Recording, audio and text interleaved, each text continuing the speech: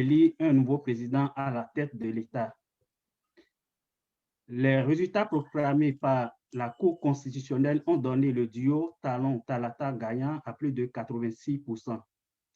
Si pour certains, cette élection n'est qu'une parodie, les partisans du régime en place à Cotonou ont salué avec enthousiasme la réélection de leur candidat pour un nouveau quinquennat. Ce soir, nous portons un regard croisé sur ce processus électoral avec deux invités. Tout d'abord, M. Georges Anagonou, membre apparenté du Bloc républicain. Bonsoir, M. Anagonou, et merci d'avoir accepté notre invitation. Bonsoir à vous et bonsoir à vos internautes. Et c'est à moi de vous dire merci de m'accepter sur votre plateau. Merci beaucoup. En face de M. Anagonou, nous avons le président du FRAD, M. Suleiman Arouna, qui est par ailleurs membre du Front pour la restauration de la démocratie. Bonsoir, M. Arouna, et merci d'avoir accepté notre invitation. Merci. Bonsoir, M. Jules. Tous mes hommages à mon vis-à-vis, M. Anagonou. Tous mes hommages. Merci, c'est moi. Merci beaucoup. Cette émission est coproduite par Tempo Africa et diffusée en direct sur Biafrica Web TV. Les internautes peuvent participer en laissant leurs questions en commentaire à cette vidéo live. Je vais commencer l'émission avec M. Anagonou. Il y avait beaucoup d'appréhension avant cette élection présidentielle. Est-ce qu'aujourd'hui, on peut dire plus de peur que de mal ou tout simplement les Béninois se sont fait peur pour rien? M. Anagonou. Merci. Non, pour être direct avec votre question, nous tous, nous avons poussé un ouf de soulagement et lorsque les élections se sont déroulées, surtout le 11 avril, nous avons soufflé un ouf de soulagement parce que nous avons dit finalement plus de cœur que de mal, les membres de nos ancêtres, l'Éternel que les Béninois ils l'adorent et s'est mis au rendez-vous pour que surtout ce jour du 11 avril, nous puissions faire l'élection dans le calme. On peut reprocher à une organisation humaine, à une organisation sociale, tout ce qu'on peut reprocher, mais tout ce qui est la finalité, c'est qu'on a pu faire l'élection et que le bain de sang peut-être que nous craignons n'ait pas eu lieu. Je dis gloire, je dis bravo aux Béninois, bravo surtout au peuple béninois et à l'administration publique, c'est-à-dire à l'État béninois qui s'est ployé, qui s'est plié partout pour que cette élection puisse avoir lieu. Toujours sur la même question, M. Suleiman Arouna, est-ce qu'on peut dire que les Béninois se sont fait peur pour rien? Non, mais je pense que la réponse à ça, et comme l'a dit mon vis-à-vis, il a dit que pratiquement il y a eu de peur que de mal et que tout s'est bien passé. Et je pense que à cette question, moi, je dirais que il y a eu beaucoup de déceptions et pratiquement les Béninois n'ont pas du tout fait le déplacement. Et donc, je pense que c'est la plus grande signature de cette élection. Donc, les Béninois n'étaient pas du tout, ne sont pas rendus dans les urnes. Il y a eu une absence vraiment remarquable. Une première, en tout cas, dans l'histoire des élections au Bénin. Donc, en ce qui concerne les violences, je pense que lors du scrutin, on n'a pas noté vraiment de violence. Par contre, nous avons, comme je l'ai dit, les urnes étaient désertes et beaucoup de fraudes massives. Et je pense que c'est pratiquement la quintessence, l'éclaboussement, en tout cas, de la tête, j'allais dire, de cette élection qui a été quand même une élection vraiment spéciale. Merci. Monsieur Anagonou, si on jette un regard global sur l'élection, on a quand même remarqué qu'aucune figure importante de l'opposition n'était présente à cette élection. Est-ce que cette élection reflète vraiment le paysage politique du Bénin? Merci beaucoup. Lorsque on veut participer à une compétition, ce qui fait là, déjà, c'est les règles fixées pour la compétition, n'est-ce pas? Et quand vous remplissez ces règles-là, vous participez à la compétition. J'ai entendu M. Azatassou dire aujourd'hui que Et on peut contester les lois, on peut contester la Constitution, on peut contester les lois, mais lorsqu'il est question de les mettre en application, c'est que vous les mettez en application. D'accord? Et donc, la mise en application des règles du code électoral, d'abord, on ne parle plus de la charte des partis parce que finalement, les vrais partis de l'opposition ont pu savoir leur récépissé pour la création de leur parti. Donc, on peut dire que la question de la charte des partis est passée. Il reste maintenant le code électoral. Et lorsque le code électoral a prévu des conditions données, lorsque vous voulez aller, c'est que vous remplissez toutes les conditions qu'il faut. Et donc, ceux qui n'ont pas pu, peut-être, ils ont oublié leur carte d'identité à la maison, ils n'ont pas pu participer aux élections, ils n'ont pas pu participer à l'examen et donc aux élections.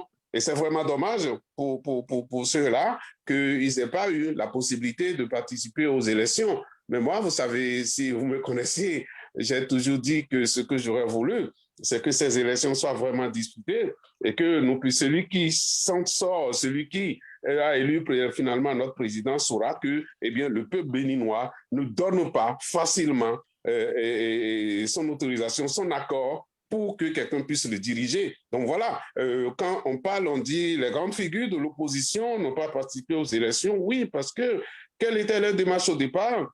La démarche était peut-être de chercher à boycotter les élections. La démarche était de chercher à au début, ne pas respecter les règles dans leur entièreté, d'accord, et de le faire à moitié. C'est jamais bon de faire les choses à moitié, vous savez. Quand vous voulez les faire, il faut les faire. Et donc, c'est regrettable que certaines figures ne soient pas présentées pour ces élections-là. Je suis entièrement d'accord. Mais quelle a été la démarche pour que ces figures-là ne puissent pas se présenter? C'est là où se trouve la question. Monsieur Souleymane Arouna, quel regard portez-vous sur l'absence des grandes figures de l'opposition à cette élection? Voilà, monsieur, mon vis-à-vis l'a dit, mais il a dit de façon incomplète parce qu'il a dit qu'il regrette en tout cas l'absence de grandes figures et pour quand même que la compétition soit vraiment une vraie compétition. Et je suis pratiquement d'avis avec lui, mais seulement que ces grandes figures qui ont été absents de cette élection, ce n'est pas de leur gré. Ils ont été exclus. Et M. Anagonou sait très bien tout ce que ces grandes figures ont eu à faire pour vouloir participer à cette élection. Donc, ces grandes figures, on peut les nommer. Et dans le fond, indirectement, il y avait plusieurs grandes figures. Il y avait, par exemple, Lionel Zissou qui voulait être candidat, mais il ne pouvait pas parce qu'il a été empêché. On lui a dit que, bon, voilà, il y a eu dépassement de fonds en ce qui concerne les campagnes, alors qu'au Bénin, il n'y a jamais eu un indice, un baromètre scientifique pour mesurer ce dépassement de fonds. Donc, ça veut dire que voici un candidat qui a été exclu de façon tacite, de façon malicieuse. Il y a à Djavon, malgré que, la Cour africaine l'a rétabli dans ses droits, voilà, il est pénalisé, il ne peut pas venir se présenter. Il y a Komi Kounché, qui, malgré que l'État d'Espagne lui a dit que, bon, voilà, on n'a rien trouvé en ce qui concerne les charges qui pèsent à son niveau, il ne pourra pas rentrer dans son pays, pour se présenter. Et vous avez vu tout ce que Rekia a fait pour avoir, en tout cas, pour vouloir participer à ces élections. Elle a été empêchée. Joël Aïvor, n'en parlons plus, etc., etc. Donc, voilà tout ce lot de candidats potentiels dont le peuple béninois attendait. Ils ont été exclus de façon directe pour ne pas participer à cette élection. Donc, au total, monsieur le journaliste, on peut dire que, voilà, c'est des candidats choisis par le camp de la mouvance pour vraiment faire un jeu amical. C'est ce qui explique tout ce que l'extérieur, Jeune Afrique, TV5, Le Monde, en tout cas, tous les médias internationaux qui aujourd'hui disent que voilà, c'est des candidats pratiquement inconnus, c'est des candidats, comme on le dit au Burkina Faso, c'est des candidats motards. Donc, pratiquement, voilà les faits. Donc, et l'exclusion de cette compétition de vrais candidats ont pratiquement créé, ce que le Bénin a toujours, fait de bien dans la sous-région, c'est-à-dire des élections inclusives, des élections festives. Donc, c'est ce que je peux dire. Donc, ce désert, en tout cas, de vrais compétiteurs, n'est pas la faute de ces compétiteurs. C'est pratiquement signé, et mûri par le pouvoir en place, parce que vous savez que si un des candidats, de ces potentiels candidats participait aux élections, le président Talon ne pourra jamais avoir même 5% de l'électorat. Merci. J'ai l'impression que vous voulez réagir à l'intervention de M. Abolo. Absolument. Absolument.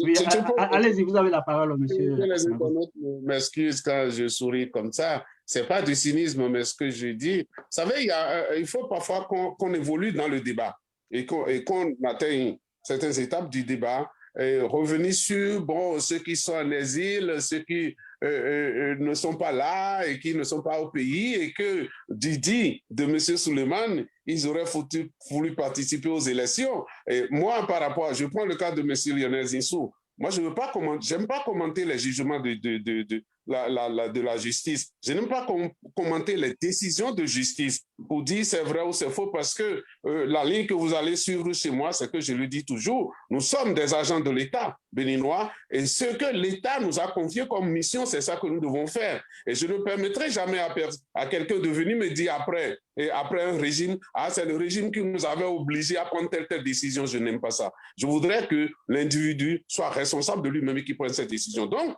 ceux qui sont concernés par des décisions de justice, vous savez ce qu'on appelle un vrai lecteur? Vous savez ce qu'on appelle un vrai lecteur? Je vais le dire aux Béninois, et pour que ça soit clair. Vous, comment on appelle? Mais Torion qui est en prison depuis plus de 4 ans et pouvait chercher à fuir le pays, à partir. Mais ceux-là, ils ont un parcours politique. Et c'est ça que les gens ne savent pas.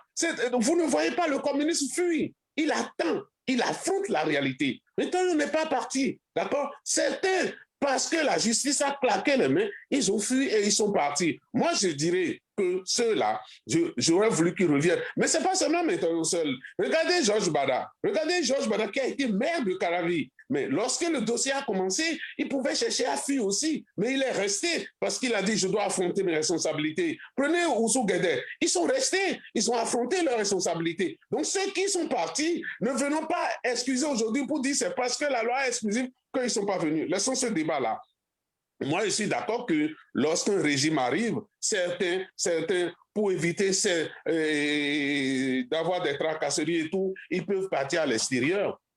Ils peuvent partir à l'extérieur, et donc quand ils sont à l'extérieur, ce n'est pas forcément que le régime est dictatorial. Mais si nous quittons cette catégorie-là, nous prenons ceux qui sont restés à l'intérieur.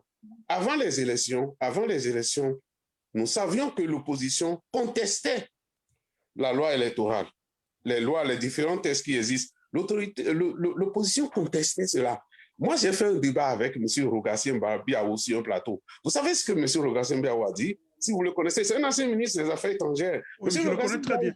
M. Rogatien Biao disait, on parlait des opposants, et qu'est-ce qu'il m'a dit? Il dit non, on ne considère pas ceux qui ont tenté d'aller aux élections, là, ne les considère pas comme des opposants, de vrais opposants. Et j'ai dit, mais monsieur le ministre, pourquoi? Il dit, mais vous êtes en train de contester un test. Vous dites, vous n'êtes pas d'accord. Et lorsqu'il s'agit d'aller aux élections, vous avez tenté d'aller déposer vos dossiers. Cela veut dire que vous êtes d'accord avec le test. Soyons logiques dans nos démarches de lutteurs. Soyons logiques dans nos démarches de militants. Alors, à partir du moment où on a tenté de déposer ces dossiers et que, comme je le disais tantôt, on a fait les choses à moitié. Si vous faites les choses à moitié, et que le juge trouve que vous n'êtes pas admissible, vous n'allez pas vous prendre au juge. La logique aurait été que, parce qu'on a refusé, pour dire les lois ne sont pas justes, nous contestons ces lois-là, on pourrait tenter de ne pas aller du tout aux élections. J'ai entendu, comme je le disais tout à l'heure, c'est vrai, j'ai entendu M. Asatosu dire sur un plateau aujourd'hui que, vous contestez la loi, mais lorsqu'il est question de mettre la loi en pratique, vous exécutez. Alors, donc, il fallait exécuter jusqu'au bout, c'est-à-dire quoi? Si, à part le jour où les démocrates sont allés déposer leur candidature, d'accord? Et que M. Éric Rouleté a pris la parole pour dire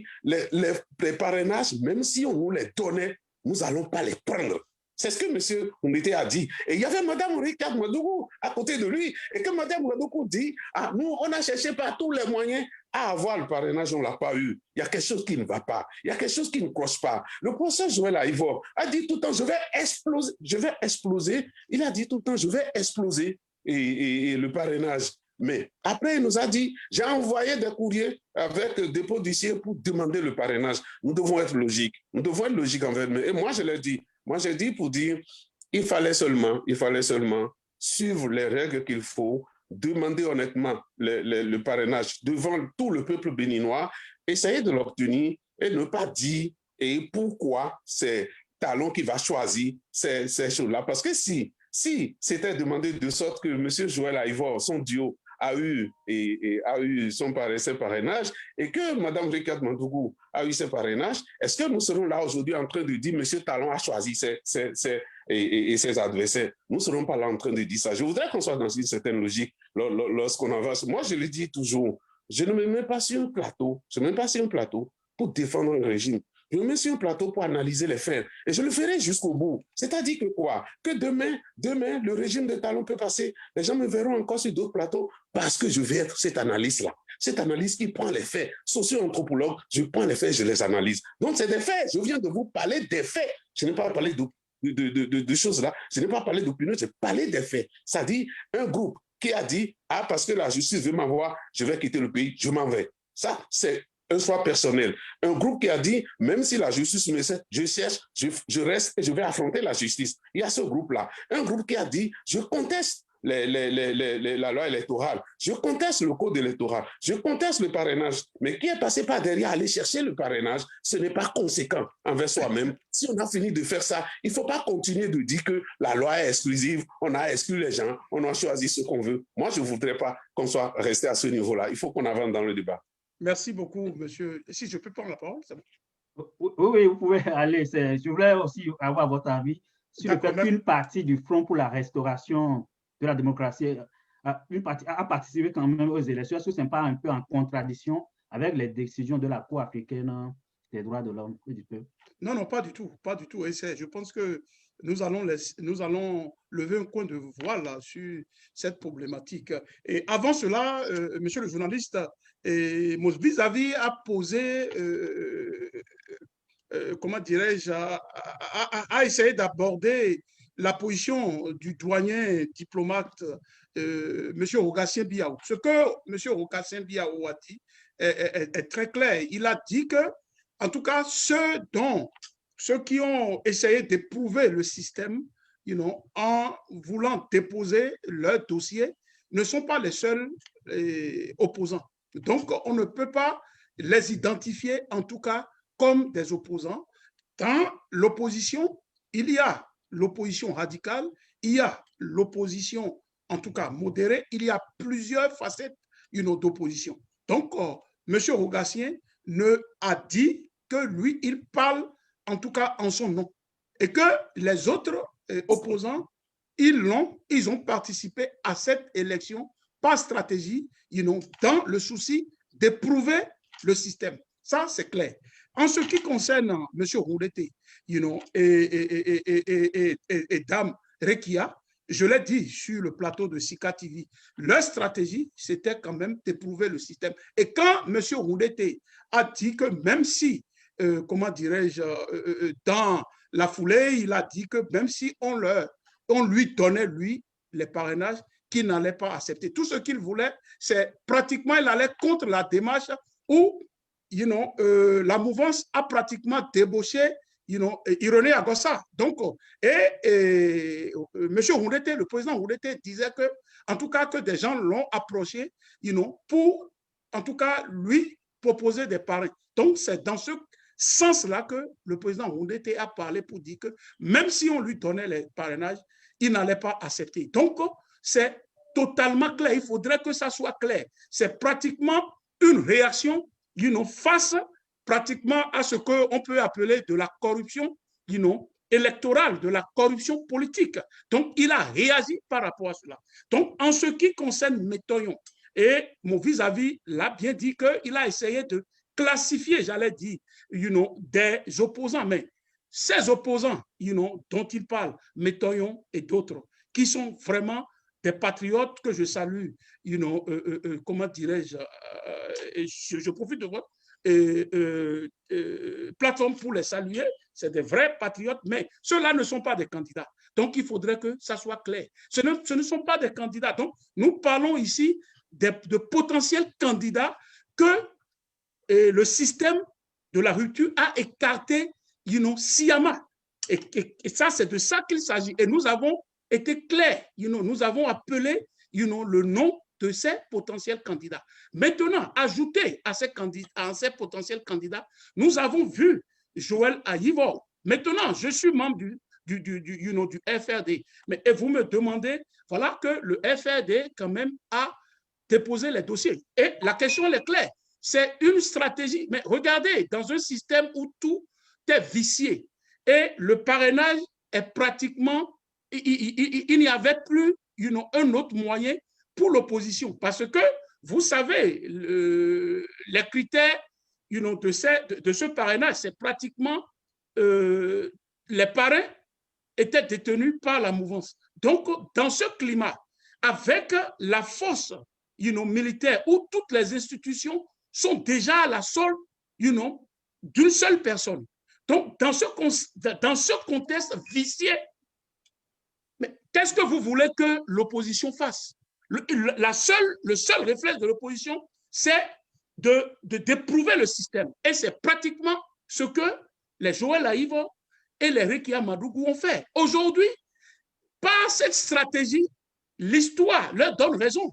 L'histoire leur donne raison parce que avec cette tentative, qu'ils ont eu à faire pour avoir des parrains, cela n'a pas abouti. Et vous avez vu la déclaration de Gbadamassi. Vous avez vu l'exploit d'huissier que Joël Aïvo et le FRD ont eu à faire. Et malgré cela, ils n'ont pas eu des parrains. Donc, c'est à leur mérite d'éprouver le système. Et grâce à cette stratégie, à cette action, et comment dirais-je, nous avons su que les dés étaient déjà pipés pour l'opposition. Ça, c'est extrêmement important. Donc, nous ne sommes pas dans un état normal. Il faudrait que M. Anagonou sache qu'on n'est pas dans un état normal. Le Bénin, ce n'est plus le Bénin de 1990, ce n'est plus le Bénin, de Soglo et de Yaïboni. Donc, c'est pratiquement un état autocratique et c'est un état, de loi. Donc, face à cela, qu'est-ce que vous voulez que l'opposition puisse faire? La preuve, nous avons vu comment les élections se sont encore passées. Nous avons eu des élections en 2019. C'est la même chose, c'est le même schéma. Des élections communales mal, comment dirais-je, passées. Et aujourd'hui, des élections vraiment, une élection présidentielle totalement bâclée, comme l'a dit le professeur Dossou, le constitutionnaliste Dossou, il a dit que c'est pratiquement un théâtre. Mais toute la question, elle est là. Et ce n'est pas moi qui le dis. Monsieur Anagonou, vous savez ce qui s'est passé au Bénin. On peut tout dire, mais ce n'était pas des élections. Ça, il faudrait être conséquent envers nous-mêmes. C'était tout, mais pas des élections. Donc, c'est de ça qu'il s'agit. Et aujourd'hui, vous ne pouvez pas nous dire que nous sommes dans un état normal. Ça, ce n'est pas le Bénin. On méconnaît le Bénin. Donc, toute la question, elle est là. Et moi, je comprends les partisans du président. Mais il faut avoir le courage de dire la vérité, de dire vraiment ce que les faits reflètent. Les faits aujourd'hui reflètent que l'exclusion, le peuple béninois n'en veut pas. Le fait aujourd'hui, c'est qu'il y a une question légale, une question légitime qui se pose. Allez chercher la cause. Allez chercher les causes de ce qui s'est passé. C'est ça le grand problème. Ce qui s'est passé, les causes sont lointaines. C'est depuis l'élection de c'est depuis les élections législatives. Le soubassement de ça, c'est pratiquement ce Parlement monocolore. Et aujourd'hui, on a crié dans le temps. Et malgré ça, il y a eu la sourde oreille. Et voici maintenant les résultats. Donc, moi, je dis, je martèle et je réaffirme que ce qui s'est passé le 11 avril n'est pas du tout une élection, c'est une parodie d'élection. Ça, là, je suis témoin de toutes les élections qui se sont passées au Bénin. Mais ce qui s'est passé le 11 avril n'était pas une élection présidentielle. Merci. Monsieur Anagono, vous pouvez réagir à l'intervention de Monsieur Arona, mais je profite pour vous poser quand même une question par rapport à la participation des Béninois. Par rapport au taux de participation, c'est vrai que tout le monde, on ne s'entend pas sur le taux de participation, mais est-ce que ce n'est pas un indicateur pour le gouvernement pour apprécier l'adhésion des Béninois aux réformes initiées depuis 2016? Le désintéressement des peuples par rapport à la chose politique, il est général un peu partout dans les pays démocratiques aujourd'hui, où on est en train de chercher, cherche les voies et moyens pour pouvoir ramener à nouveau les peuples à s'intéresser à la chose politique en participant aux élections. Dans d'autres pays, on a pensé qu'il faut faire de la participation aux élections un devoir, une obligation pour que les citoyens aient voté. Donc, à chaque fois que la liberté est laissée aux hommes de pouvoir participer à quelque chose, eh bien, laissez-les utiliser leur liberté jusqu'à la fin. Maintenant, nous avons organisé une parodie d'élection. M. Souleymane a oublié que nous avons toujours dit, depuis 1990, que nous sommes en train de faire un apprentissage démocratique.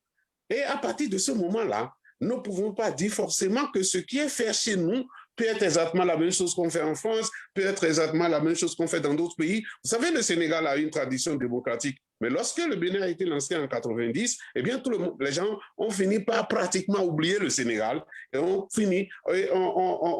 dit, bien sûr, l'exemple du Bénin, n'est-ce pas? Donc, c'est une marche dans notre parcours démocratique. Aujourd'hui, et tous les présidents qui sont passés par là, excepté le président Soglo, et d'ailleurs, le président Soglo, il y avait certaines parties de notre constitution qui étaient prévues qu'il fallait mettre en place. Je parle de la Cour constitutionnelle, par exemple. Il a traîné les pattes pour pouvoir les mettre en place. Et quand on a fini les élections, en 1996, je pense, eh bien, le président Soglo, si vous vous rappelez, est passé dans le pays, il a même fait marche de protestation lui-même pour dire les conditions d'organisation des élections présidentielles en ce moment-là ne sont pas des conditions claires et que lui protestait contre ça.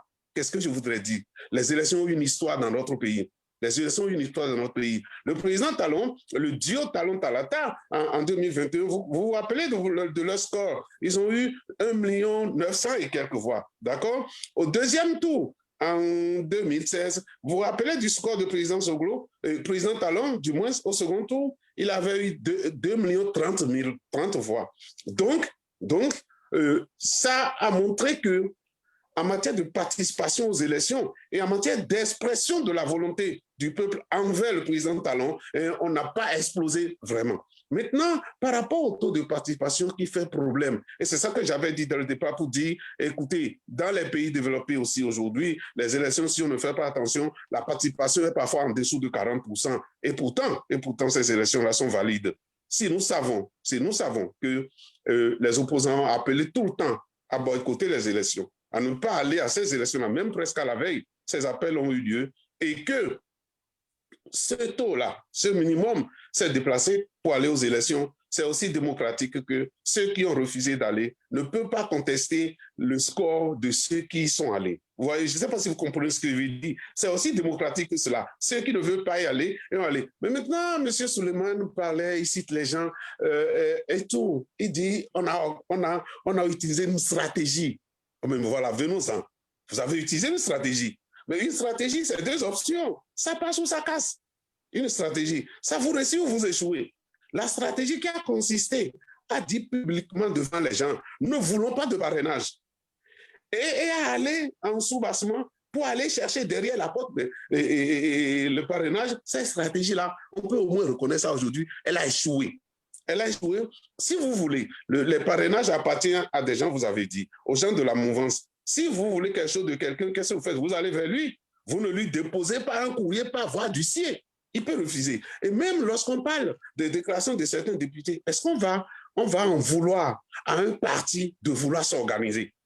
à un parti de pouvoir donner de mots d'ordre à ses militants. On ne peut pas leur refuser ça. C'est aussi le droit d'un parti de donner. Seulement ce que nous avions souhaité, peut-être vous et moi, c'était que certaines personnes, certaines figures de l'opposition puissent aller aux élections et que ça puisse donner une certaine teneur. Ne pas y aller, ça apporte les plaies que nous avons aujourd'hui. Je suis entièrement d'accord. Et si on parle d'élections bâclées, parce que, bon, il y a eu des tentatives de bourrage ou bien des fraudes dans toutes les élections que nous avons eu à faire.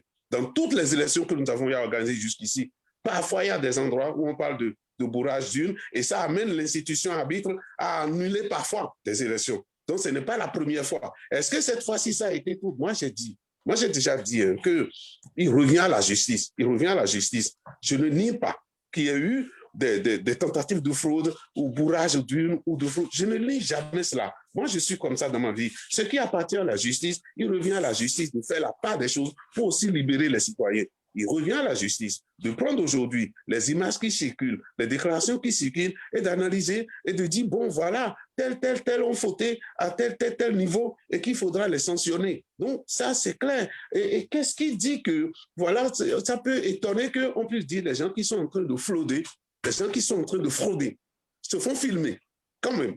Les gens qui sont en train de frauder, ils se font filmer. Ça aussi, c'est nouveau, ça, au Bénin, non? Personne ne voyait pas ça avant. Est-ce que quelqu'un qui a fait le tour du Bénin pratiquement 2 fois en voiture, l'autre, la première fois, le président de la République, il est allé rendre compte. C'est son timing. Moi, je ne lui en veux pas. Mais la seconde fois, il était le premier à partir en campagne. Et encore en voiture, pour aller faire le tour. Est-ce qu'il n'est pas allé à la chasse de l'électorat? Est-ce que si ce qu'on dit aujourd'hui est vérifié, il pouvait ne pas alors bouger et savoir qu'il va manipuler le taux de participation, il va manipuler le score? Mais pourquoi est-il sorti? Passé partout. Des journalistes n'arrivaient même pas à dormir pour pouvoir le suivre. C'est la politique. Laissez M. Hanagono terminer. Attendez, M. Suleiman, quand vous avez fait ça, la campagne se déroule comme ça, il faut aller à la chasse de l'électorat. Et celui qui est allé plus à la chasse, on peut dire que c'est Patrick Talon. Cette fois-ci, il a couru, il s'est réveillé, il est allé au nord, il est allé un peu partout pour aller chercher. Qu'est-ce qui a fait que le score de Cotonou, par exemple, a étonné les gens? Le score de Cotonou, par exemple, le taux de participation à Cotonou a étonné les gens parce que quand Talon faisait sa campagne, il faisait déplacer les foules. Il en a fait déplacer à Cotonou. Et pourtant, les gens étant libres de poser l'acte qu'ils veulent pendant les élections, eh bien, on a dit que le taux de participation n'était pas fort. À Cotonou, à Porte-Nouveau, il y a certains endroits. Et ça, pourquoi on n'a pas bourré les urnes? Pourquoi on n'a pas manipulé le taux de participation dans ces zones-là? Et aujourd'hui, on trouve que sur le territoire béninois, on a manipulé. Moi, je sais que des gens sont allés voter. Et moi, je sais que dans des endroits donnés, le taux a été bas. Dans des endroits donnés, le taux a été élevé. Et lorsque la Cour ou la Sénat fait la moyenne, on a ce que nous pouvons avoir. Tout ce qu'il faut retenir, c'est que, je sais que je vous vois un peu impatient, mais tout ce qu'il faut retenir, c'est que au Bénin, depuis 1990, nous avons mis en place toutes les institutions politiques. Nous avons fait les pas politiques sur la voie démocratique.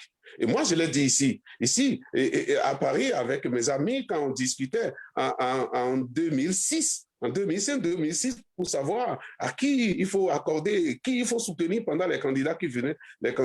Moi, j'avais dit une chose, et je reste encore là-dessus aujourd'hui. J'ai dit que nous avons installé tout ce qu'il faut comme institution politique dans notre pays. La Cour constitutionnelle, la Sénat, le Parlement, tout ce que vous voulez. Mais ce qu'il y avait, c'est qu'économiquement, on ne décollait pas. Et donc, on a voulu certainement retoucher la Constitution pour nous orienter sur la voie du développement. Peut-être qu'on a mal fait des pas donnés, peut-être qu'on n'a pas bien fait, mais c'est notre pays, n'est-ce pas? Nous pouvons toujours avoir le temps de modifier tout ça. Peut-être un autre régime viendra et modifiera encore la Constitution comme autre. Restons dans le jeu démocratique et sachant que si j'ai perdu aujourd'hui, je ne me prépare pas pour pouvoir perdre, pour pouvoir gagner demain. C'est ça que les amis de Suleiman doivent chercher à faire et dire que, excusez-moi, aujourd'hui, nous avons fini les élections. Est-ce qu'on peut aller de l'avant? Qu'est-ce qu'on veut pour notre pays? Est-ce qu'on veut le développement de notre pays? Et pour finir, vous savez, dans ma recherche pour la thèse, je m'étais posé une question parce que c'était fraîchement, la démocratie venait en ce moment-là et dans les années 2000-2002. Je m'étais posé une question fondamentale et je la repose aujourd'hui. Une démocratie qui n'est pas accompagnée du développement, c'est-à-dire une démocratie qui ne nourrit pas son homme, est-ce que vous êtes sûr que cette démocratie est appelée à survivre? Parce qu'en fin de compte, ce qu'on a cru par rapport à la démocratie américaine, on se disait que la richesse nationale serait partagée de façon équitable à travers les citoyens d'un pays. Mais on n'a jamais eu ça. On n'a jamais eu ça. Donc, le Bénin veut suivre une voie. Ceux qui ont pris l'exemple sur nous en 90, peut-être que si on évolue un peu, peut-être qu'ils diront encore que le Bénin a pris la meilleure voie et qu'il faudra nous suivre. Monsieur Souleymane, continuez de vous préparer encore, des échéances arrivent, les démocrates ont aujourd'hui leur récépissé, ils iront aux élections législatives, et voilà, le jeu démocratique va reprendre. Monsieur Souleymane, quelle interprétation faites-vous par rapport au taux de participation? Vous l'avez évoqué tantôt, et puis après, on va vraiment évoluer dans le débat. Voilà, merci beaucoup. Je vais chuter sur cette question en premier. Et le taux de participation, vous l'avez su, il y a l'organisation des élections de la société civile, OSC, qui a été clair et ils ont sorti un taux de participation de 26,47%. Et dans le passé, la jurisprudence de cette taux tombe dans une marge d'erreur de 2, 3 à 5%. Donc, voilà ce que plus de 250 organisations de la société civile qui ont cette tradition d'avoir l'œil, en tout cas le regard civil sur les taux de participation en Afrique et qui a dit que ce taux de participation est pratiquement 26,47%. C'est ce que cette organisation crédible a dit. Et à en croire les observateurs de la CEDEAO, de tous les acteurs, en tout cas, qui étaient présents lors de ce scrutin, ont fait la remarque, c'est pratiquement un taux d'abstention très fort, jamais égalé dans l'histoire électorale de notre pays. Ça, c'est un fait.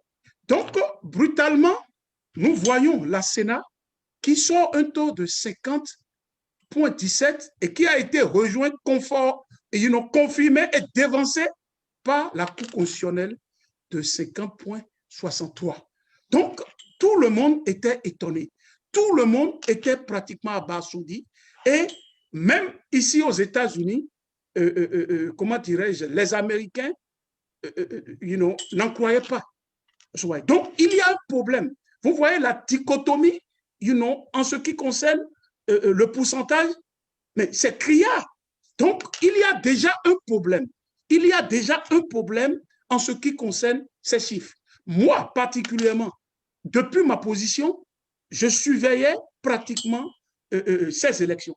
Nous avons des informateurs au pays et quand nous rassemblons toutes ces infos, d'autres diront, d'autres observateurs sont allés même dire que c'est pratiquement un taux de pourcentage en dessous de 15%.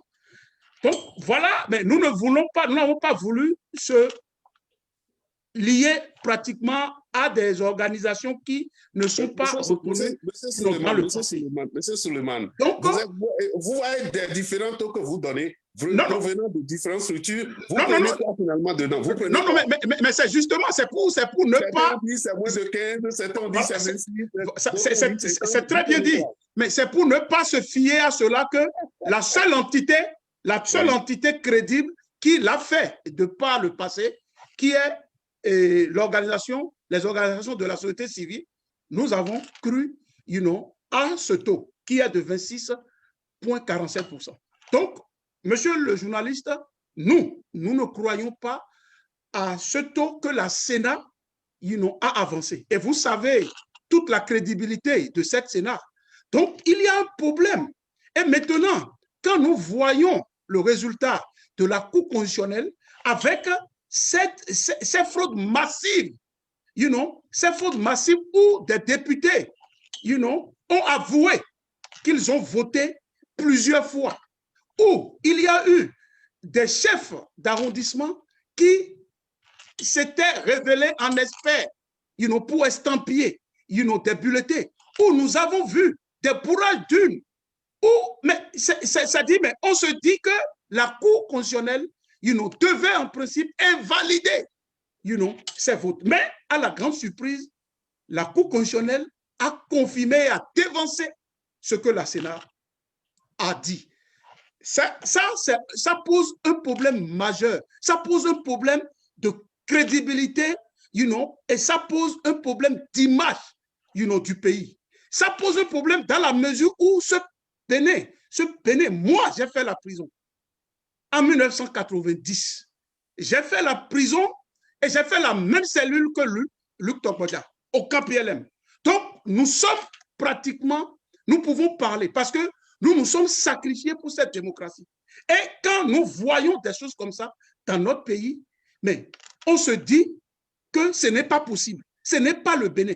Est-ce que vous voyez? Donc, et la source, de la crise, au lieu que nous faisons face à la crise, de ce problème, on veut pratiquement passer, d'un coup de chiffon, la réalité. Mais je dis que, en tant qu'ingénieur civil, mais quand la fondation d'une maison n'est pas solide, on peut tout faire. On peut faire de la cosmétique, on peut embellir, mais un jour, ça va s'effondrer. Et c'est ce qui se passe dans mon pays. C'est ce qui se passe dans ce pays que nous avons tous, nous avons contribué à ce que le président actuel revienne au pays. Nous avons dit non à l'injustice. Nous avons combattu, pour dire que non, monsieur le président, nous étions, et comment dirais-je, au commissariat central quand on a voulu le prendre. Nous avons dénoncé cela. Donc, il ne s'agit pas d'une question de personne, mais il s'agit d'une justice sociale. Et cette justice sociale a volé en éclats depuis l'avènement de la rupture. Monsieur Nangonou, il faut avoir vraiment le courage de le dire. Ça dit, ce n'est pas une question de personne, mais c'est une question, vraiment de dignité. Sincèrement, ça dit ce qui se passe au Bénin, ce qui s'est passé au Bénin pendant ces élections présidentielles, c'est du jamais vu. C'est du jamais vu. Et la cause de cela, c'est l'exclusion, des fils du pays. Et c'est pratiquement une question légale liée pratiquement, à la Constitution. Toute la question, elle est là. Dire autre chose en dehors de ça, c'est pratiquement camoufler, la vérité. C'est pratiquement ne pas aimer son pays. C'est pratiquement créer d'autres frustrations, au niveau, de ce pays. Et ça, c'est une vérité. Ça, c'est une vérité parce que, monsieur le journaliste, j'ai entendu monsieur Anago nous dit que, bon, voilà, il y avait la liesse. Et je lui ai dit que c'est la politique. Les grands électeurs dont vous parlez. Et par rapport à la sortie du président de la République. On ne peut pas encore parler de grands électeurs. Mais c'est moi qui le dis parce que vous avez dit qu'il y avait pratiquement, il était partout. Et c'est pour vous dire que c'est ces grands électeurs qui ont préparé le tableau pour lui. C'est ces grands électeurs à Cotonou. On a vu Luc Atropo. Qui a mis Luc Atropo là? Donc c'est normal que Luc Atropo puisse préparer des gens et faire du folklore, et faire le théâtre, comme l'a dit monsieur Robert Dossou. Toute la question est là. Et comment dirais-je, à Parakou, c'est normal que Badamassi fasse cela.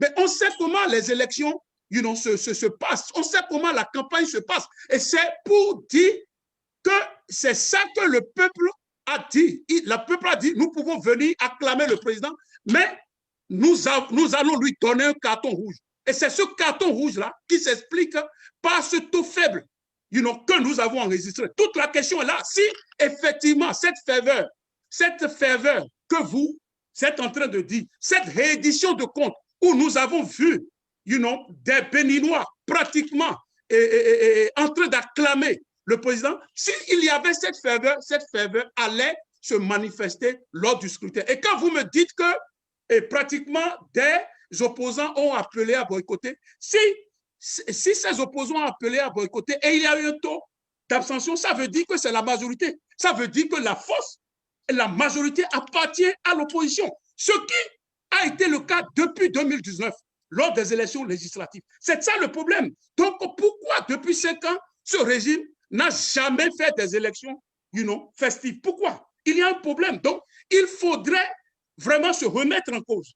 C'est pratiquement un kagamisme qui se passe au Bénin. C'est un kagamisme où tout revient à la seule personne, à l'identité et pratiquement à l'humeur d'une seule personne. Toute la question est là. Et nous avons des cadres autour de lui qui n'ont pas vraiment le courage de lui dire la vérité. Donc, il faut dire la vérité à son chef pour que le chef puisse savoir l'aspiration profonde des peuples. Mais quand on acclame le chef, on lui dit, fonce, tout va bien, le chef ne voit pas vraiment ce Béninois de Tchoumi-Tchoumi qui est pratique, qui souffre. Le chef ne voit pas celui-là qui est exclu. Le chef ne voit pas Joël Aïvor qui dit qu'il veut être aussi candidat. Le chef ne voit pas Rekia Madougou pour dire, je suis une femme, je suis aussi éligible. Mais ne voyez pas, la mamite interne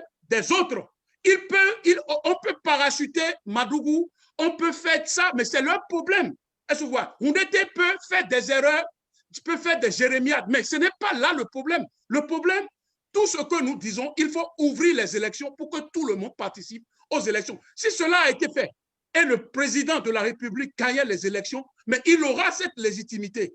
Monsieur Anagonou, je vous connais, toute la question aujourd'hui, ne tournons pas autour du pot. Il y a une crise profonde au Bénin et cette crise-là continue. Vous avez vu, par exemple, l'arrestation de Joël Aïvor. Monsieur Suleiman, je sais que vous êtes aux États-Unis avec l'animateur et c'est pas parce que je suis en France que vous allez parler plus que moi. Laissez-moi dire ce que je veux. L'animateur n'est pas en France, n'est pas aux États-Unis. Ah, d'accord. OK, bon, mais allons-y. Est-ce que parce que dans un pays, on a fait les élections et qu'il y a eu 30% de participation, est-ce qu'à cause de ça, les élections ne sont pas valides? C'est faux. C'est faux. Et d'ailleurs, notre Constitution n'a pas mis un taux minimum de participation. Si la Constitution n'a pas mis un taux minimum de participation et que vous savez que nous sommes en face, comme vous le dites, en face d'un dictateur, il peut se dire même 10% peuvent aller voter. L'essentiel est que j'ai mon score pour être élu président de la République, n'est-ce pas? Parce que lorsque, je pense pour les législatives, l'opposition parlait de 11, 12, 13% et que, ou bien quelque chose comme ça, et que la Cour constitutionnelle parlait de 27%, est-ce que cela fait qu'on a invalidé les élections législatives? Non, non, d'accord? Et j'ai ajouté pour dire, a fait tout ce que le président Talon a fait dans sa campagne, parcourir des milliers de kilomètres pour appeler les gens à voter. Si on va faire tout ce qu'il a fait et à la fin, c'est pour venir et tricher sur le taux de participation. Moi, je trouve que ce n'est pas nécessaire. Ce n'est pas nécessaire du tout. Et puis, qu'est-ce qui pose problème? Et les présidents qui sont passés au Bénin depuis 90, la plupart, excepté Soglo, ont eu un deuxième mandat. Ou bien, ont eu un deuxième mandat.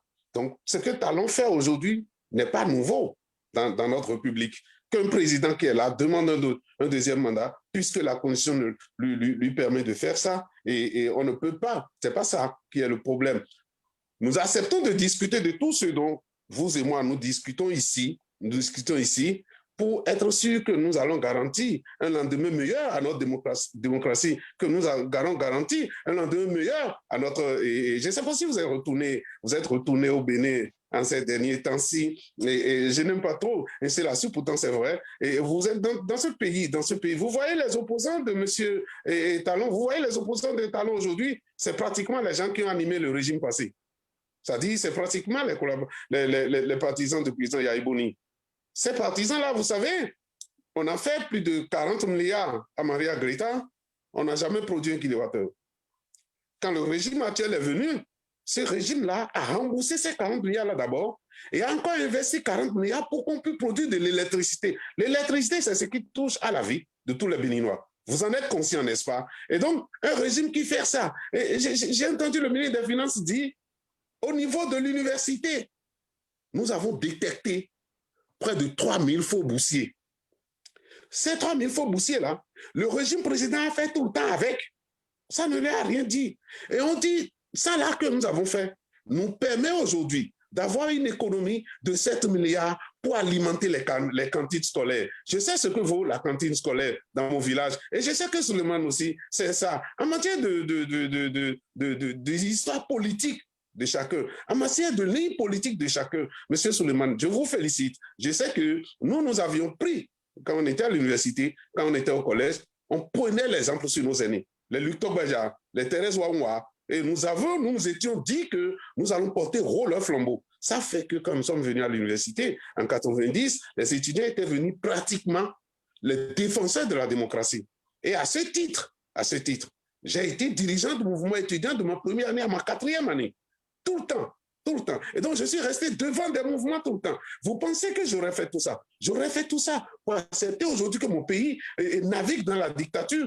Je ne pense pas. Ce n'est pas ce qui est mon objectif. Et je ne voudrais pas encourager qu'il y ait des dictatures. Tout ce que j'ai dit, vous avez parlé tout à l'heure du fondement de la démocratie. Le fondement de notre démocratie, c'est notre constitution.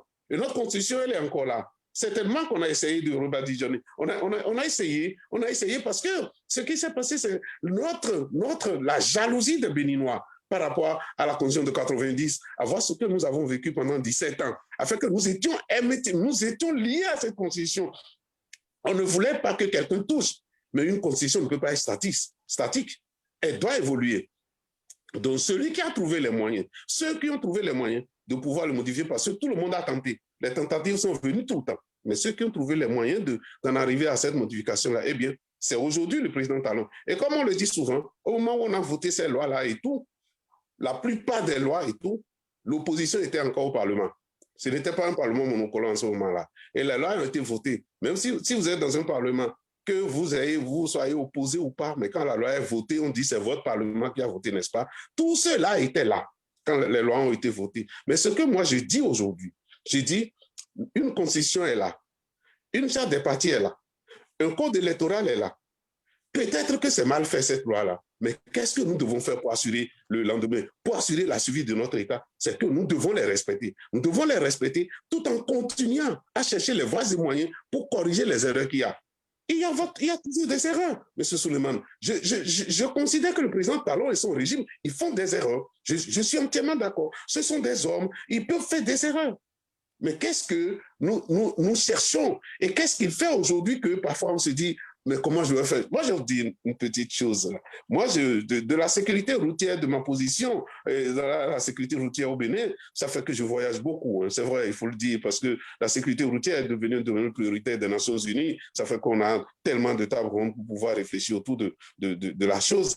Et quand je quitte un pays et que je descends mon aéroport à Cotonou, je suis déçu. Souvent, j'ai dit, mais ce n'est pas possible.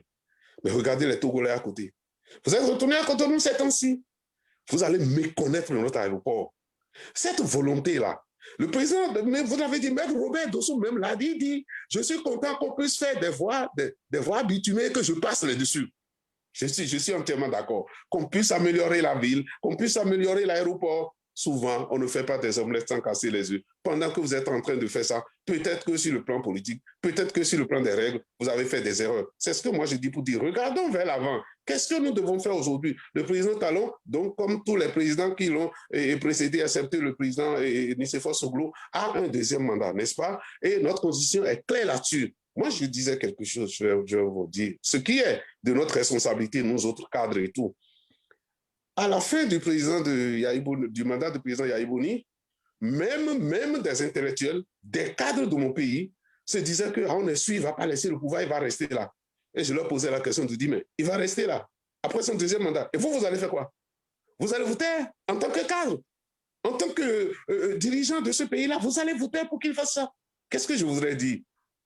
Le président Talon, à son deuxième mandat, ce dont nous allons nous assurer aujourd'hui, c'est qu'après ce deuxième mandat-là, il puisse partir. C'est normal, c'est notre constitution qui retient cela. Et quand il va partir, peut-être que d'autres viendront et ils vont faire mieux que lui. Vous savez ce que quelqu'un m'a dit? Il m'a dit, celui qui est au pouvoir n'est jamais gentil. C'est comme ça que quand Yahibouni était au pouvoir, les gens le combattaient. Les gens le combattaient, comme vous d'ailleurs. Vous avez lutté et nous avons lutté. En tout cas, vous surtout avez lutté pour que le président Talon revienne au pays, n'est-ce pas, à prendre le pouvoir. D'accord? Donc, nous devons continuer de lutter. Nous devons continuer de nous battre pour dire que nous devons parler à un certain niveau. Retenons simplement nous tous aujourd'hui que même si le taux était de 30%, eh bien, ce taux de 30% n'invalide pas les élections. Notre constitution n'a pas retenu ça. Même pas la constitution de 90 n'a jamais retenu ça. Si c'est cela le cas, eh bien, prenons ce qui est arrivé et avançons. Et commençons par chercher d'autres voies et moyens. Et si c'est tel que vous dites, si vous ne faites pas l'analyse entre vous pour voir quelles ont été les erreurs de l'opposition chez nous, comment les démocrates ont fait pour prendre parmi eux des gens qui sont des traîtres, qu'ils appellent des traîtres, c'est pas mon fait, je ne suis pas entre eux, mais des gens qu'ils appellent des traîtres, qui, pendant qu'ils étaient là en train de dire on ne va pas faire, ceux-là sont allés chercher le parrainage et donc sont sortis de leur rang. C'est la faute à qui? Est-ce que c'est la faute à qui? On les a forcés à être traîtres. Non, mais c'est seulement. Ne dites okay, pas ça. On va évoluer dans le débat. Vous êtes un lutteur, ne dites pas ça. D'accord? Comme vous, j'ai dormi dans la brousse. Pour lancer les grèves de 88 dans les collèges et lycées, c'est ce que nous avons fait. Certains d'entre nous ont dormi dans la brousse et certains d'entre nous ont été arrêtés. Certains d'entre nous ont fui le pays. Donc, à cause de ça, nous, vous et moi, nous devons rester fermes en tant que lutteurs aujourd'hui et montrer la voie sûre. La voie sûre, c'est qu'un président est là, il a son deuxième mandat. Nous devons nous préparer pour qu'à la fin de ce deuxième mandat-là, nous puissions changer les choses. C'est ça qui est important. Mais ceux qui ont commis de fautes dans le passé, il faut qu'ils soient sûrs qu'ils doivent payer ces fautes-là. Ceux qui commettent aussi aujourd'hui, je vous parle, pendant ce régime président Talon, quand le régime Talon va partir, ils rendront compte aux Béninois. C'est ça la loi de la République. Monsieur Langodou, je vais rester avec vous. Oui. Les partisans du pouvoir ont toujours déclaré que le président Talon a une majorité et c'est fort de cette majorité qu'il a engagé des réformes et la minorité devrait subir ou s'y faire. Est-ce que le principe de consensus qui a permis au Bénin d'avoir une certaine stabilité au cours des 30 dernières années est définitivement enterré? Non, pas du tout, pas du tout. Moi, je dis ça. Vous savez, lorsque le président Talon a fini de voter le dimanche dernier, à la sortie comme ça, les journalistes ont tendu le micro par rapport aux assises nationales. Moi, j'ai dit, si j'étais à la place des journalistes, je ne pose pas la question au président Soglo, au président Talon ce jour-là. Vous savez pourquoi? Parce que certaines parties du pays sont devenues inaccessibles. Il était à ce front-là, en train de se battre contre ceux qui sont ses adversaires et qui ont appelé à avoir ce comportement-là. Est-ce que pendant ce moment-là, vous allez lui demander, c'est un être humain, vous allez lui demander d'organiser une assise nationale pour aller appeler ceux qui ont dit sur les antennes, nous sommes en contact, c'est dangereux, hein? Nous sommes en contact avec les rebelles, nous sommes en contact avec les chasseurs. Il faut que nous puissions mobiliser de l'argent pour les... Vous voulez que le président Talon réponde quoi si on lui dit à ce niveau-là? Ce que je demande dans notre pays aujourd'hui, la minorité a toujours son droit. La minorité a toujours son droit. Et vous savez, la minorité peut être marginale un jour, mais demain deviendra majoritaire. C'est cela aussi, la loi de la nature et de toute société. Donc moi, je ne pense pas que... Heureusement d'ailleurs, la minorité, c'est elle qui est là pour dénoncer les dérives du système en place. Moi, je ne pense pas que la minorité ne serve à rien. Mais ce que nous allons demander, c'est que les sages encore qui sont là, les Robert Dossou, les Kogindro, des gens comme ça, qui puissent encore s'approcher du chef de l'État et lui parler et lui dire, bon, nous avons besoin qu'à partir d'aujourd'hui, les enfants de ce pays puissent se rassembler. Certains à qui la justice reproche des choses, se rassembler là, ne veut pas dire que ceux-là, là, ils ne vont plus rendre compte. Nous devons rester dans un système où, quand vous avez commis des fautes, vous devez payer pour cela. C'est pas parce qu'on est en train de vous appeler à payer pour ça que vous allez dire que le consensus n'existe pas. Non. Vous savez, quand on est sorti de la conférence nationale, vous vous rappelez ce que le président Soglo disait? Le président Soglo disait, ils vont rendre gorge. Est-ce qu'il avait détruit le consensus en ce moment-là? Non, pas du tout. C'est une loi aussi de la nature que quand vous avez commis des fautes, l'enfant qui a commis une faute dans le ménage, dans ta petite famille, ce qu'il faut faire, c'est qu'il faut le punir pour donner leçon aux autres. Mais si les autres voient qu'il commet de fautes, tu ne le punis jamais. Le jour où tu vas les punir, eux, ils vont dire que tu es injuste. Donc pour moi, le consensus doit rester à valeur constitutionnelle comme on l'a démontré chez nous. Et nous, c'est pourquoi je vous ai dit, qu'est-ce qu'on fait maintenant? On a fini les élections, cherchons les voies et moyens alors pour rassembler ceux qui peuvent rassembler. Même ceux qui sont retirés, qui sont en exil, s'ils tentent qu'ils ont fait des fautes, ils n'ont qu'à venir se remettre à la disposition de la justice.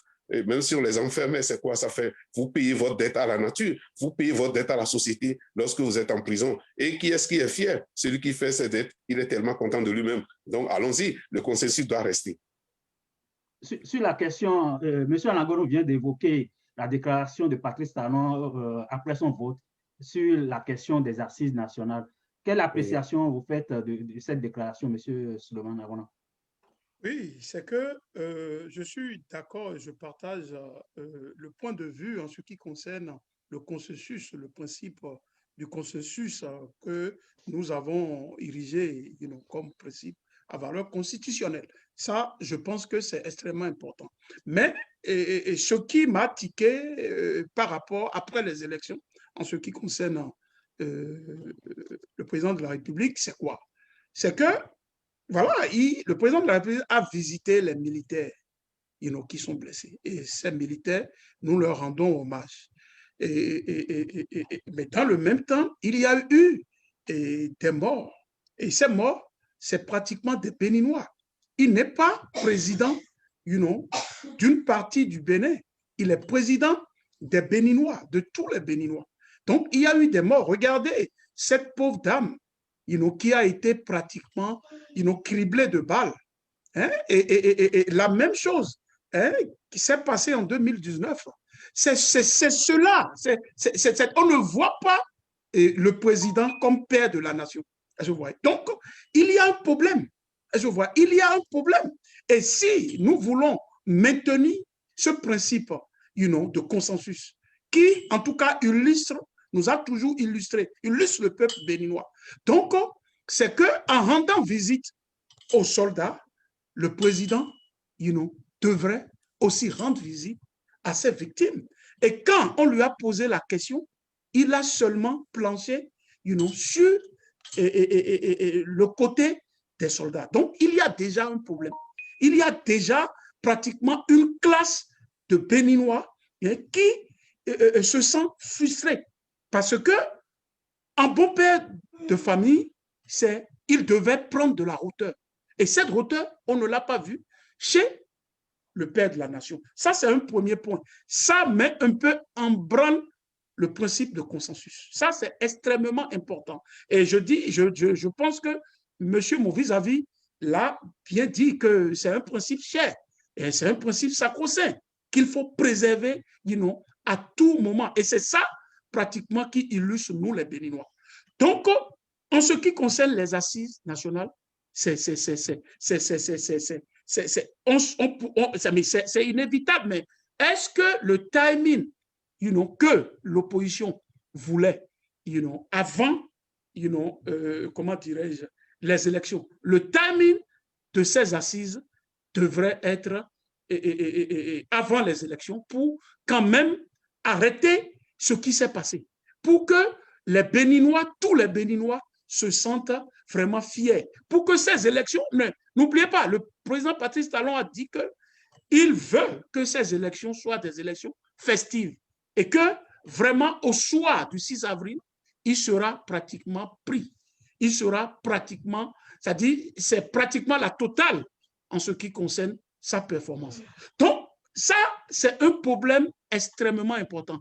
Monsieur Anago a parlé des infrastructures que si on voit pratiquement l'aéroport, mais dans le même temps, ses prédécesseurs aussi ont fait des prouesses. Donc, je ne pense pas que le débat est à ce niveau. Le débat n'est pas à ce niveau, même si aujourd'hui, on voit pratiquement une sorte de visibilité en ce qui concerne les infrastructures.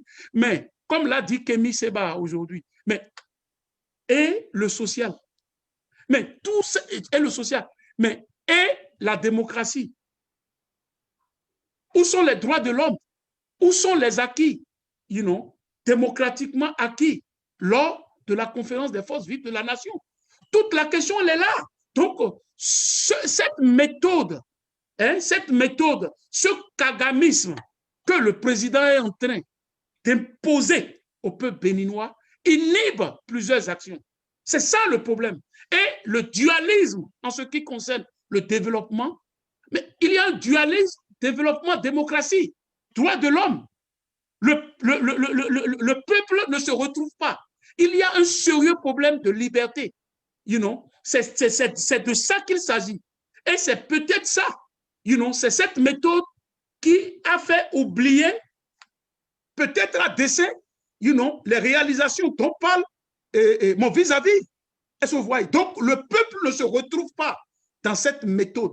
Le peuple béninois est déjà mûr pour quand même être ce peuple-là qu'on bâillonne, ce peuple à qui on prive la liberté. Ce peuple, si aujourd'hui on dit quelque chose qui ne cadre pas avec la vision de la mouvance, on catégorise cette personne comme terroriste. Toute la question elle est là. Et tout le monde sait que ce n'est pas vrai. Ce n'est pas juste parce que la base est faussée. Toute la question, elle est là. Ça dit, monsieur, je pense qu'on a un problème de méthode ici. La méthode empruntée par le président ne va pas, n'abonde pas dans le sens de la majorité des Béninois. Regardez ces cadres. Regardez le professeur Olo. Regardez la Cour africaine des droits de l'homme et des peuples. Regardez tous ces rejets. Ça dit, toute la question elle est là. La question n'est pas, ça dit, j'aimerais que ce débat, monsieur Jules, que cela soit vraiment un débat constructif pour que nos enfants qui sont aujourd'hui l'avenir du Bénin puissent comprendre la géopolitique qui se joue. C'est toute la question, elle est là. Regardez, moi, particulièrement, je tombais des lunes et j'ai dit sur un des plateaux que j'attendais des collaborateurs du chef de l'État lui dire que sa déclaration d'Abomey a été une erreur de prestation. C'est ça l'homme, c'est ça la dignité de l'homme. Mais jusqu'à présent, aucune autorité ne s'est prononcée par rapport à cette déclaration. Et nous attendons la position du président par rapport à cela. Parce qu'une partie du pays s'est sentie offensée. Même vous, monsieur Anagonou, vous êtes du Sud, je pense. Et il ne s'est pas seulement adressé, comment dirais-je, vous devez être offensé parce qu'il a parlé, il a dit, il a parlé, il a prononcé le nom d'une ethnie. Fond, est-ce que vous voyez? Donc, ça veut dire quoi? Ça veut dire que ceux qui sont du Sud et ceux qui sont du Nord se sentent et doivent se sentir offensés. Et en premier lieu, ces collaborateurs qui sont de cette région. Donc, c'est de ça qu'il s'agit. Donc, en disant ça, on ne peut pas catégoriser ceux-là comme des terroristes ou soit ceux-là comme les autres Béninois. C'est une réalité. Donc, ça, c'est une illustration de la méthode. Donc, il y a une kagamisation. Et la kagamisation, ça veut dire quoi? Ça veut dire que tout ce centre tourne autour de la personne et tout tourne autour des biens ou soit des profits et que cette personne voit par rapport à la gestion du pays. Donc, toute la question elle est là. Monsieur Aouna, allez-y. Ok, nous allons vers la fin de l'émission. Je vais quand même aborder un dernier point pour qu'on aille à la conclusion. Depuis le début de la campagne électorale, il y a une vague d'arrestations de leaders politiques de l'opposition en cours, dont les plus connus sont Eki Amadougou, Alessandre Routondi, Joseph Tameyon et cette semaine, le professeur Joseph Aïvo. On vient de parler de consensus et d'assises nationales. Monsieur Anagono, est-ce que ces arrestations sont de nature à apaiser le climat politique tendu au Bénin depuis 2019? D'abord, je voudrais dire à M. Suleiman que ce que nous faisons ici ce soir, et d'ailleurs, c'est ça que c'est devenu pratiquement un exercice de tous les jours pour moi sur les plateaux à Cotonou. C'est ça qui va aussi de la vitalité d'une démocratie. Et sur tous les plateaux où je passe au Bénin, je suis toujours confronté à des gens qui ne sont pas d'accord avec le régime, qui critiquent le régime. J'ai même vu hier sur un plateau un Sénégalais qui est chez nous et qui critique vraiment le régime. On devait accepter cela. C'est ça qui va de la vitalité de la démocratie. Ceci dit, et puisque vous avez parlé vous avez parlé des arrestations de ces derniers temps, par rapport à la réalisation de Retour Mandougou, j'avais déjà dit ce que je pense à ce niveau-là, pour dire ce qu'il faudrait, c'est que la justice aille vite. Ricard Mandougou n'est pas n'importe quelle femme. Elle, il y a 3 mois, elle constitue notre fierté au Bénin par rapport à ce qu'elle fait sur le plan international et tout. Le professeur Joël Aïvo aussi constitue en fierté. Et peut-être que Suleiman ne comprendrait pas Joël. D'ailleurs, le professeur Joël Aïvo, c'est pourquoi il dit souvent sur le plateau, il dit Joël, parce que c'est un ami à moi. On a souvent discuté. Et je me rappelle qu'il y a quelques instants, on a pris un vol ensemble. On a discuté juste à l'arrivée. Il disait ce qu'il pense du régime. Et moi, j'étais fier qu'il puisse dire ce qu'il pense. Seulement ce qu'il y a, et que je fais attention ce soir, on ne prend pas un monsieur de ce rang-là, professeur Joël Aïvo, professeur et de droit inconstitutionnel, et constitutionnel du moins, connu sur le plan international, parfois souvent employé par les Nations Unies, on ne le prend pas si on n'a pas un vrai mobile, si on n'a pas un vrai quelque chose. Or, Joël, tel que je le connais, et peut-être que le temps change les gens, vous voyez ce que je veux dire, Joël, tel que je le connais, se livrer à quelque chose comme ça et tout, on verra bien lorsque la justice va faire avancer son travail. Ce que je peux peut-être regretter un peu, c'est qu'on ait placé son jugement jusqu'au 3 juillet. Cela veut dire qu'il doit passer 3 mois en prison, ce qui ne me plaît pas trop, mais bon, voilà. La justice a son timing, et c'est ce timing-là que la justice veut. Pour revenir, ceux qui ont des dettes vis-à-vis de la société, si ces dettes-là sont vérifiées, ils doivent pouvoir les payer. Mais au-delà de ça, c'est que, comme en 90, il y a des gens qui avaient fui la justice et qui étaient partis au temps de la Révolution. Mais en 90, on a été de faire table rase et de ramener tout le monde. Je ne voudrais pas que nous puissions en arriver aujourd'hui jusqu'au niveau où on en était en 90. Et c'est pourquoi j'ai dit, ce que le président Talon fait, nous pouvons regarder chacun d'entre nous et voir est-ce qu'il est en train de faire avancer le pays et que peut-être on ne peut pas tout bien faire dans la vie, on ne peut pas tout bien faire dans la nuit. Peut-être que sur le plan politique, il y a encore des choses à revoir. Sur le plan des droits de l'homme, il y a encore des choses à revoir. C'est possible, mais nous sommes une société humaine. Si nous sommes une société humaine, comment voulez-vous que tout soit parfait? C'est pourquoi quand le Souleymane parle des autres, c'est ça la vitalité de la démocratie. Il faut qu'il y ait des gens de l'opposition et qu'il faut qu'il y ait aussi des gens de la mouvance. C'est ça la vitalité de la démocratie. Donc nous devons accepter cela. Moi, j'en appelle. Je ne suis rien. Il faut que les gens comprennent. J'ai vu sur des plateaux, je précise peut-être si vous permettez de votre plateau pour le dire. J'ai vu des gens écrits sur WhatsApp, sur les forums pour dire M. Anagonou, il doit être bien financé parce qu'il est sur tous les plateaux. Non. Vous voyez, je reste disponible. Quand je suis ici, c'est vrai, je suis en vacances, mais quand vous m'avez invité pour ce débat-là, j'ai dit il s'agit de mon pays, donc je peux en parler. Moi, je n'ai pas besoin de prendre quelque chose pour aller sur un plateau. Et les gens peuvent être sûrs. Depuis que le président Talon est venu, j'ai déposé mon CV nulle part. Je suis l'agent que je suis. Je suis un serviteur de l'État. Mais ça me suffit. Mais je tiens à parler de ce qui concerne ma société. Je tiens à parler de ce qui concerne mon pays. C'est ce que c'est à l'exercice auquel je me suis livré avec vous ce soir. Sur ce que nous pouvons appeler maintenant, nous avons fini les élections. Nous devons aller à l'avant. Nous allons prendre le temps. Les gens qui sont bien habilités, je pense qu'ils vont s'approcher du président Talon et lui dire et lui montrer les voies et moyens que nous allons faire pour pardonner ceux qui ont mal fait, pour pouvoir remettre toute la nation ensemble pour le développement. Parce que c'est le développement, il appelle au développement. Et ce développement ne peut être certain que lorsque tous les Béninois se seraient engagés, pas de l'unanimisme, mais dans leurs différentes et dans l'union des forces pour pouvoir construire le pays. C'est ça que je vous ai dit et vous dire merci pour m'avoir donné l'opportunité ce soir d'être sur votre plateau. Merci beaucoup, M. Anagonou. Par rapport aux arrestations, M. Aouna, et puis vous pouvez dire en même temps votre mot de conclusion. Merci beaucoup, M. Jules.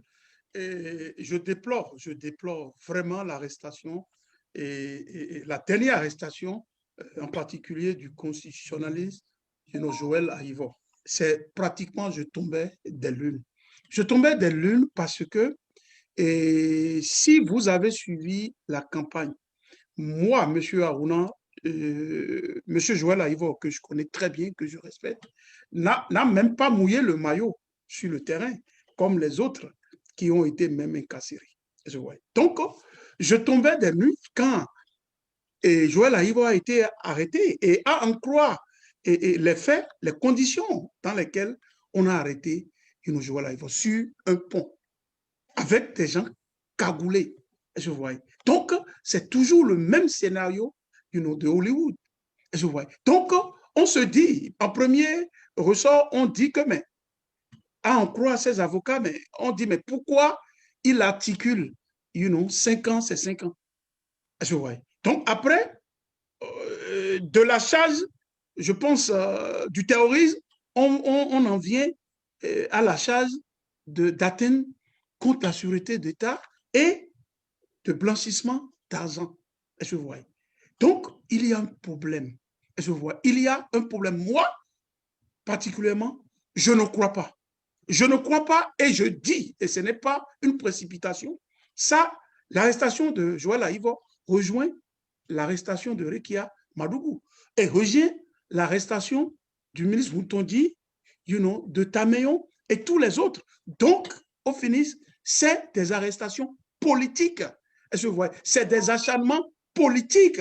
Et quand on va loin dans les méandres de cette arrestation, moi, je dis que la phase légale aujourd'hui de cette crise, ils ont vu que la meilleure personne pour articuler cette phase n'est rien d'autre que Joël Aïvo. Parce qu'il y a un problème légal, il y a un problème légitime qui se pose en ce qui concerne cette gouvernance. Et la personne qui peut et qui a toujours titillé cette rhétorique n'est rien d'autre que ce brillant constitutionnaliste. Et c'est ce qui se passe, et c'est ce qui explique, selon moi, c'est la lecture que je me fais, l'arrestation et l'acharnement, et comment dirais-je, de Joël Aïvo. C'est une humiliation, et c'est pratiquement quelqu'un, c'est-à-dire la première phase, c'était pratiquement le politique, c'était pratiquement celle qui était la mieux blindée, la mieux outillée en ce qui concerne la candidature de l'opposition, qui était Rekia. Elle a été pratiquement écrouée en prison.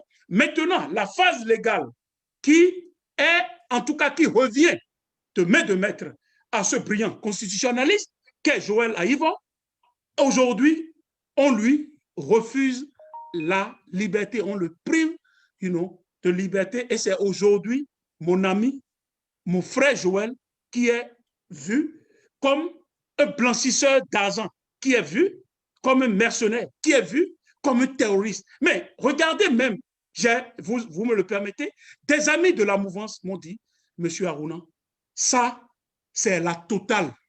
C'est la totale, avec l'arrestation de Joël Aïvo. C'est la totale. Et c'est ça qui frustre. Parce que ici aux États-Unis, avant de porter des jugements sur quelqu'un, Monsieur Anagonou, je ne vous connais pas trop, mais je vous assure tout que j'ai d'estime pour vous. Vous savez pourquoi j'ai cette estime pour vous? Parce que vous êtes objectif et vous êtes fair play. Et sans vous connaître à fond, je peux témoigner de certaines choses. C'est ça, le réflexe humain. Est-ce que vous voyez? C'est ça, c'est ce réflexe-là et ce support, cette solidarité que le peuple béninois témoigne à travers l'arrestation de plusieurs personnes, dont Joël Aïvo. Donc, des gens, des mouvanciers, cela les a choqués. Des mouvanciers qui ne peuvent pas parler à visage découvert disent que cette fois-ci, c'est trop. Toute la question, elle est là. Elle se voit. Donc, moi, je pense que le timing, n'est pas à la chasse aux sorcières. Le timing aujourd'hui, c'est pour, comment dirais, tirer les conclusions. C'est pour tirer la leçon. Pourquoi est-ce que le peuple n'est pas arrivé, n'est pas sorti pour voter, malgré que le pouvoir dit qu'il y a des réalisations. La question aujourd'hui, pourquoi le nord du Bénin est divisé? La question aujourd'hui, pourquoi il y a l'exclusion? Pourquoi, il y a cette crise dans le pays? Toute la question, elle est là. La question aujourd'hui, ce n'est pas d'aller encore enfermer Joël Aïvo et faire de la razzia, j'allais dire, à la trousse de tous ses opposants. Donc, il y a un problème de fond. Je ne crois pas aux charges qui sont aujourd'hui portés à l'encontre de ce haut cadre. Et dans la déontologie du monde, on ne met pas un universitaire en prison. Ce n'est pas possible. Et vous connaissez ça parce que vous êtes aussi enseignant, M. Anagonou. Donc, il y a des vices que l'intellectuel comme nous, on ne pourra pas accepter. Donc, je suis très indigné par rapport à l'arrestation de Joël Aïvo, par rapport à l'arrestation de Reki Amadougou. Votre mot de fin, M. Aruna. Mon mot de fin. Finalement, il a ouvert le débat, il ne veut pas son mot de fin. Mon mot de fin, c'est que je remercie vraiment M. Anagonou qui, quand même, qu'on le veuille ou pas, malgré son compagnonnage avec la mouvance, il a quand même dit certaines vérités. Et je pense que c'est de son mérite. Et que quand nous parlons avec toute cette énergie, ce n'est pas vicié contre la personne du chef de l'État. Au contraire, il faudrait que le chef de l'État se rappelle de la lutte que nous avons faite à ses côtés. Quand le pouvoir Yahi s'acharnait contre lui, nous avons fait la lutte, les preuves sont là. Nous étions même divisés avec notre propre famille. Donc, ça veut dire quoi? Ça veut dire que nous sommes à la quête de la justice. Nous sommes vraiment pour une justice sociale dans ce pays. Nous voulons l'équité et nous voulons pratiquement l'unité des filles. Ce n'est pas aujourd'hui, il ne s'agit pas, d'un enfant du Nord, d'un enfant du Sud, d'un enfant de l'Est, d'un enfant de l'Ouest. Il faudrait qu'il sache qu'il est président, en tout cas, il est le leader de tous les Béninois. Et c'est de ça qu'il s'agit. Et que les élections et les arrestations qui se trament et qui se préparent et qui ont été déjà faites, que tous ces détenus-là soient libérés. On n'en veut pas. Joël Aïvo n'a pas sa place en prison. Heki Amadougou n'a pas sa place en prison. Le ministre Routondi n'a pas sa place en prison. Donc, Tameyon n'a pas sa place. Les exilés, Tienouté, et l'enfant de Tienouté aujourd'hui, ce jeune brillant docteur, c'est une valeur pour le Bénin. Il faudrait qu'il puisse rentrer, il faudrait le laisser. Ce n'est pas en le prenant que nous allons réaliser la paix dans ce pays. Je vous remercie. Jules, monsieur le journaliste. Oui, je vais vous laisser quand même quelques secondes encore. Ouais, pour faites un bon animateur. Je voudrais dire qu'en réalité, le président Talon ne s'est jamais dit quand il venait au pouvoir que tous ceux qui sont ses opposants doivent être en prison. Sinon, nous allons être dans un État stalinien. C'est pas possible dans un État soviétique. Et ça, c'est pas possible. C'est pas possible que tous ceux qui sont en mesure de s'opposer au président Talon doivent être en prison. C'est ça qui fait qu'aujourd'hui, les jeunes Zatassou ne sont pas inquiétés, les Rikondétés ne sont pas inquiétés, monsieur et Noureni et ceux-là ne sont pas comme ça. Doit continuer comme ça. Notre souhait est que ce que la justice peut reprocher à toute cette personnalité que mon vis-à-vis a cité, que la justice puisse aller vite pour que nous puissions voir clair dedans. Et s'il y a question maintenant d'amnistier, que le président Talon puisse chercher à les amnistier, ça ne lui servira à rien. Et je le connais, que tous ceux qui peuvent être opposants pour lui puissent être en prison. Ce n'est pas ça le souhait du tout, mais si quelqu'un a commis une faute, c'est tout à fait normal que cette faute-là soit sanctionnée. C'est ça que je voudrais vous dire. Merci. Merci. Merci, monsieur Georges Anangono. Je rappelle que vous êtes membre apparenté du BR, du Bloc républicain. Je suis social populaire surtout. Donc, bon, voilà. OK. Je crois que M. Anago nous est un peu embêté quand on dit Bloc républicain. Ça veut dire qu'il y a un problème. Non, M. Suleiman, pourquoi j'essaie de préciser ça souvent? Pour que les gens ne soient pas trop obligés d'attacher mon analyse à une appartenance politique. Parce que moi, je suis jaloux et je voudrais rester scientifique. C'est très important pour moi. C'est vrai. Donc, merci à vous deux. Avec votre permission, avant de clôturer cette émission, cette plateforme a été créée, ça fait peut-être une douzaine d'années, et a pour vocation de donner la possibilité aux Béninois de venir s'exprimer sur les questions qui concernent notre pays, surtout de porter un regard critique. Et notre vocation, vraiment, c'est de promouvoir la démocratie et les droits de l'homme au Bénin. Et au nom de ça, nous avons initié quand même, par rapport à l'arrestation de M. Joël Aïvo, nous l'avons déjà fait pour Mme Reki Amadougou, nous avons initié une pétition pour demander la libération de Joël Aïvo. Et je voulais demander, avec votre permission bien sûr, aux internautes qui croient qu'aujourd'hui, la place de Joël Aïvo n'est pas en prison, de pouvoir signer cette pétition pour demander à ce qu'il soit remis en liberté, même si les charges qui pèsent contre lui, il est quand même une figure très connue. Il ne peut pas quitter le pays ou bien fuir le pays pour ça. Il peut être en liberté et puis la justice, il va répondre à tout moment devant la justice béninoise. Donc, je demande à nos internautes quand même de signer la pétition si ces internautes-là croient aux principes démocratiques et puis aux libertés. Cette pétition est disponible sur cette page et elle est aussi disponible dans le fil des commentaires. Donc, merci à tous les internautes qui sont restés avec nous jusqu'à présent. Il y a eu beaucoup de commentaires On n'a pas vraiment le temps de parcourir les commentaires, les questions, mais je crois que les éléments qui ont été soulevés par les internautes, vous avez déjà apporté des approches de solutions, donc on n'a plus besoin de revenir sur ça. Merci à vous deux et puis on se donne rendez-vous le samedi prochain. Merci, M. Anagonou, sincèrement, de mon cœur, je vous remercie. Sincèrement, merci beaucoup. Merci bien.